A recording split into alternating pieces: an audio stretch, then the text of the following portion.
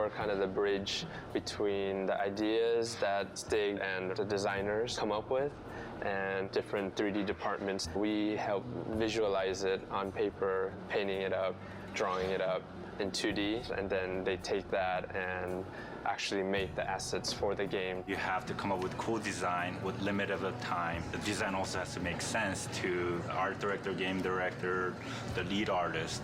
So it's definitely fun, but it's stressful. What's usually given to us is a quick description and then sometimes a write-up on whatever that creature or character has to do, their function in game, and there's always sort of a highlight on special abilities or things that we need to focus on. There's only 4 concept artists here. We all sit together, so we do get to see what we're doing. I feel like I should know a lot more about Greek mythology by now. I should have my PhD degree or something. Yeah. But still, a lot of times, I just sort of make up a lot of things, and it's still a lot of fun.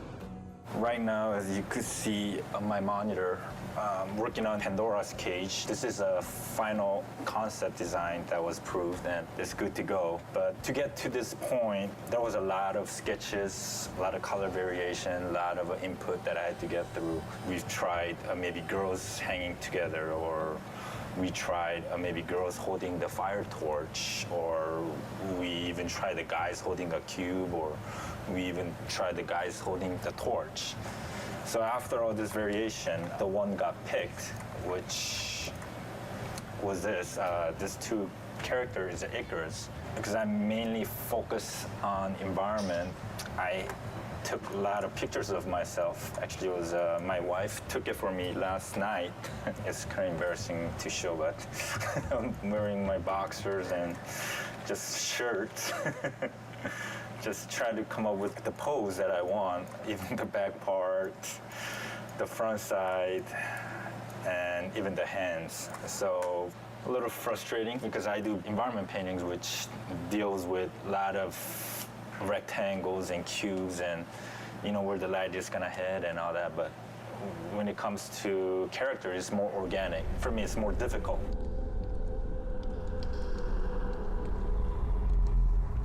Is Palace for the Gods. These are the basic thumbnails I showed to director. Then from here, we start to bring in all these location elements where each portion of the buildings are representing different levels. It's not just figuring out the entire look of the place. I also have to figure out how each sections are connected. The actual elevation of the location and how it's connected has to be pretty accurate. Every time I do a second pass on the concept, it raises so many questions again. Feedback means change, and after that it raises different questions, and another meeting, and feedback again, and changes. So it started with a very ambitious and very inspired task, and then slowly became a big headache. But the funny thing is, you never get to see this scale in an actual game, because actual gameplay only takes place in this top section here. Like you see, it is the entire concept is being drawn out from the entire mountain towards the balcony area where the most gameplays take place.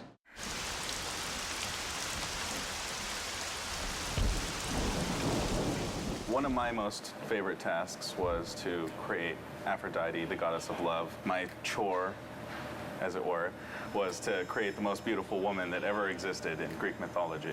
Here I've got some initial sketches. There's a lot of Greek art that involves, sort of the bare breast and things like that. So we were trying to come up with a way of framing these really feminine aspects of this character without being just vulgar. I originally had her hair always bound up, very Greek-like, but they really wanted it hanging down. This is the final 3/4 view of Aphrodite. As you can see, some of the stuff that I had originally concepted in the other pieces did stay. One of the mandates for the character was that she have a girdle made by Hephaestus. Some of the backstory is that Aphrodite was given as a wife to Hephaestus by Zeus. In original Greek mythology, she cheats on Hephaestus by bedding down with Ares, the god of war, the original god of war.